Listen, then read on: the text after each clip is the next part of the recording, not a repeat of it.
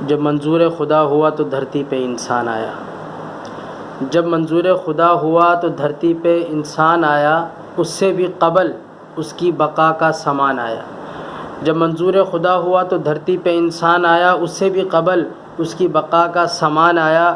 جانب حق سے انسان کی ہدایت کے واسطے، جانب حق سے انسان کی ہدایت کے واسطے بزرگ و برتر انسان عالیشان آیا.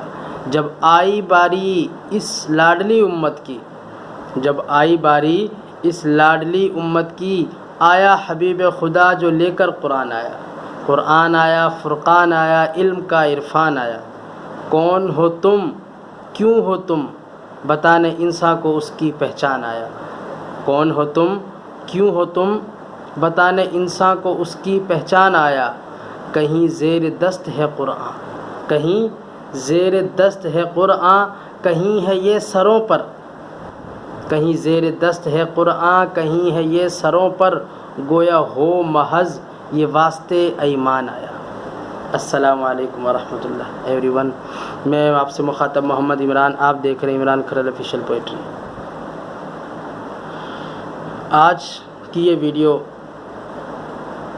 قرآن پاک کے حوالے سے، قرآن مجید سے متعلق چند اشعار جو خود ناچیز کی طرف سے اللہ رب العزت اپنی بارگاہ میں قبول فرمائے اور ذخیرہ آخرت بنائے،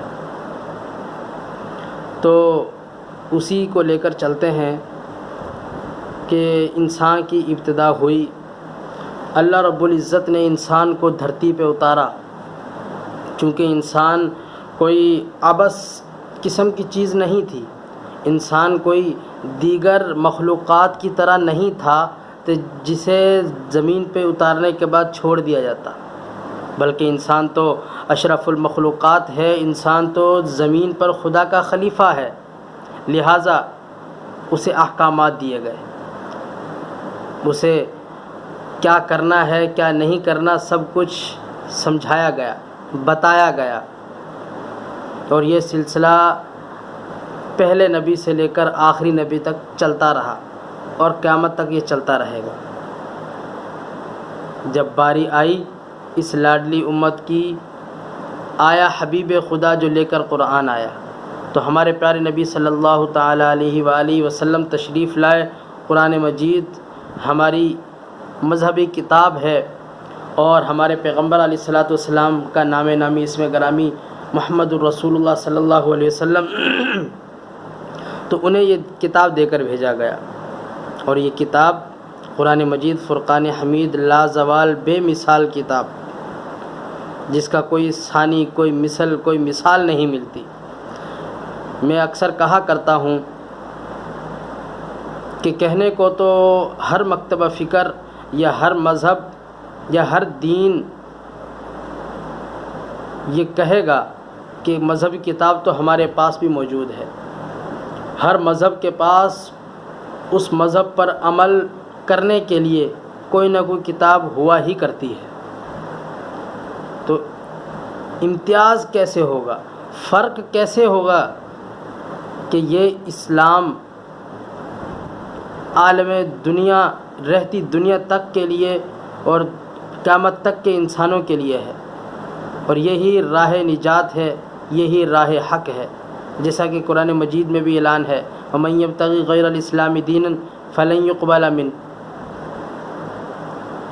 تو کہنے کو تو مجھے بھی یہ کوئی کہہ سکتا ہے کہ بھائی آپ اپنے الفاظ، اپنی باتیں، اپنی گفتگو اپنے تک محدود رکھیے.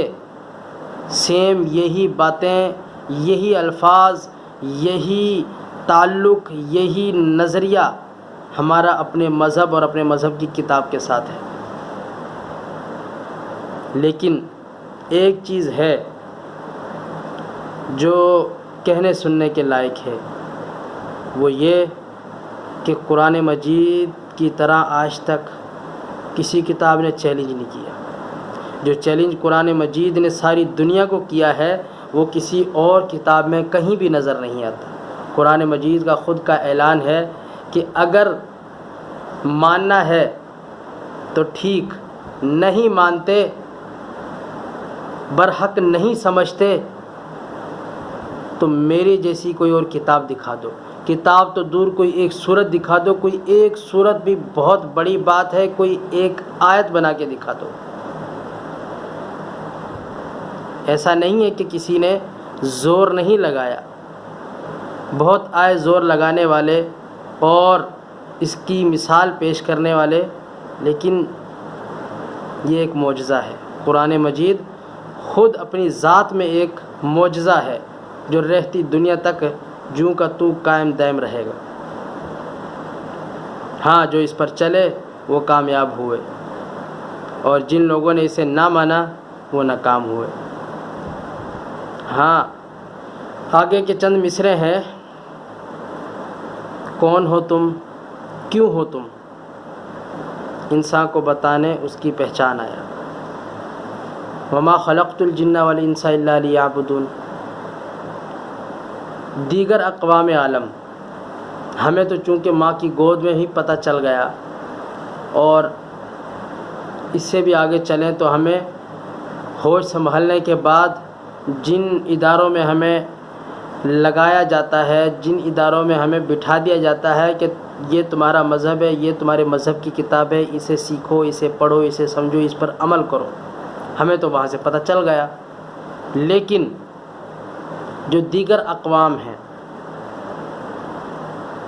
ان میں بعض حق کے متلاشی ایسے لوگ بھی ملتے ہیں کہ جو حق کی تلاش کے اندر ساری زندگی بھٹکتے رہتے ہیں، اور کچھ کو تو اللہ رب العزت ہدایت نصیب بھی فرماتے ہیں، جن کی حق کی تلاش جو ہے اس کے اندر خلوص ہوتا ہے اور حقیقت میں وہ حق کو ہی تلاش کر رہے ہوتے ہیں، تو ایسوں کو ہدایت مل بھی جایا کرتی ہے. تو کون ہو تم، کیوں ہو تم، یہ وہ سوال ہیں کہ کئی لوگوں کی زندگیاں اس کے جواب کو ڈھونڈنے میں لگ جایا کرتی ہیں، جبکہ ہمیں بچپن میں ہی ایک مسلمان کو یہ بتا دیا جاتا ہے، مسلمان کے بچے کو، کہ تم ایک مسلمان ہو اور تم اپنے خالق، اپنے مالک، اپنے پیدا کرنے والے اور اپنے پالنے والے کی عبادت کے لیے دنیا میں موجود ہو. ایک مسلمان کے بچے کو یہ بچپن میں ہی سمجھا دیا جاتا ہے. وہ ایک الگ بات ہے کہ آگے چل کر وہ اس پر عمل کرے یا نہ کرے، لیکن ایک مسلمان ہونے کے ناطے اسے یہ پتہ ہوتا ہے کہ میں دنیا میں کیوں آیا ہوں، میرے دنیا میں آنے کا مقصد کیا ہے. تو کون ہو تم، کیوں ہو تم، بتانے انسان کو اس کی پہچان آیا. آگے آخری مصرع ہے، وہ ذرا ہٹ کے ہے، سمجھنے لائق ہے کہ کہیں ہے یہ، کہیں زیر دست ہے قرآن، کہیں ہے یہ سروں پر. کہیں زیر دست ہے قرآن، کہیں ہے یہ سروں پر، گویا ہو محض یہ واسطے ایمان آیا. اس کا مطلب یہ ہے کہ خود ہم مسلمان جن کا ماننا ہے، جن کا نظریہ ہے کہ یہ قرآن مجید اللہ رب العزت کی کتاب ہے اور یہ ہمارے مذہب کی کتاب ہے، یہ راہ نجات ہے، صراط مستقیم ہے، ہمیں اس پر عمل کرنا ہے. یہ جانتے بوجھتے بھی صرف اور صرف قرآن مجید کو تب اٹھایا جاتا ہے جب اپنے کسی حق کو طلب کرنے کے لیے اس پر ہاتھ رکھ کے قسم کھانے کی ضرورت پڑے.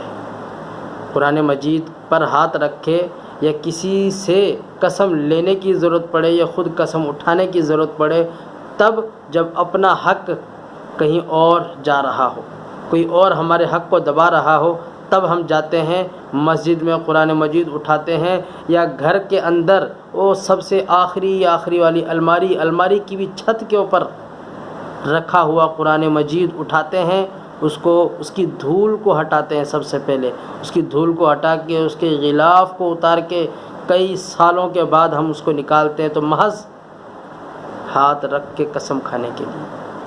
قرآن مجید قسم کھانے کے لیے نہیں آیا.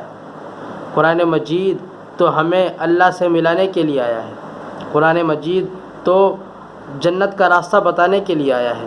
قرآن مجید تو ہمیں کامیاب بنانے کے لیے آیا، لیکن ہم نے اسے صرف قسموں تک محدود کر دیا۔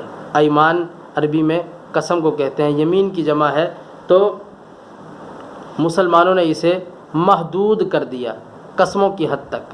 کہیں سر پہ رکھ کے قسم کھانے کی ضرورت پڑتی ہے، تو کہیں ہاتھ قرآن مجید پر رکھ کر قسم کھانے کی ضرورت پڑتی ہے، تبھی ہم قرآن مجید کو اٹھاتے ہیں، اور پھر جب ضرورت پوری ہوتی ہے تو ویسے ہی اچھے طریقے سے لپیٹ کر سنبھال کر وہیں رکھ دیتے ہیں جہاں سے اٹھایا تھا، اور پھر کئی سال گزر جاتے ہیں اور قرآن مجید پر دھول جمتی رہتی ہے، ایک تہ جم جاتی ہے مٹی کی۔ تو قرآن مجید دنیا میں اس واسطے نہیں آیا، یہ قرآن مجید تو اس کائنات کی روح ہے۔ جیسے ہر انسان، ہر جاندار کی ایک روح ہوتی ہے، روح کے بغیر وہ بے جان ہے، کسی کام کا نہیں۔ اس کائنات کی روح قرآن مجید ہے۔ اس کائنات کو جب تک اللہ رب العزت نے چلانا ہے، قرآن مجید یہاں موجود ہے۔ جب اللہ رب العزت نے اس کائنات کو ختم کرنے کا ارادہ کیا، سب سے پہلے قرآن مجید کو اٹھا لیا جائے گا، قرآن مجید کے حروف کو اٹھا لیا جائے گا، اور اس کے بعد قیامت، گویا قرب قیامت کی ایک نشانی ہوگی جب قرآن مجید کو اٹھا لیا جائے گا۔ تو اللہ رب العزت کی ایک بہت بڑی نعمت ہے میرے اور آپ کے درمیان، ہم مسلمانوں کے درمیان جتنا ہو سکے اس کی تلاوت کریں۔ یہ مشاہدے کی بات ہے، آنکھوں دیکھی بات ہے۔ جس نے بھی اسے سینے سے لگایا ہے، جس نے بھی اسے اپنی زندگی میں جگہ دی ہے، اللہ رب العزت نے اسے دنیا آخرت دونوں جہان میں چمکایا ہے۔ کئی واقعات ایسے دیکھنے کو سننے کو ملتے ہیں کہ قرآن مجید کا حافظ تھا یا کثرت سے تلاوت کیا کرتا تھا، اگرچہ حافظ نہ بھی تھا، اس کی قبر کو کھولا گیا تو اس کا چہرہ 14ویں رات کے چاند کی طرح چمک رہا تھا۔ تو اللہ رب العزت خود کہنے والے کو اور تمام ویور کو عمل کی توفیق عطا فرمائے، اور ان باتوں کو آگے پھیلانے کی توفیق عطا فرمائے۔ ملتے ہیں اگلی ایک ایسی ہی ویڈیو میں، تب تک کے لیے اجازت، اللہ حافظ۔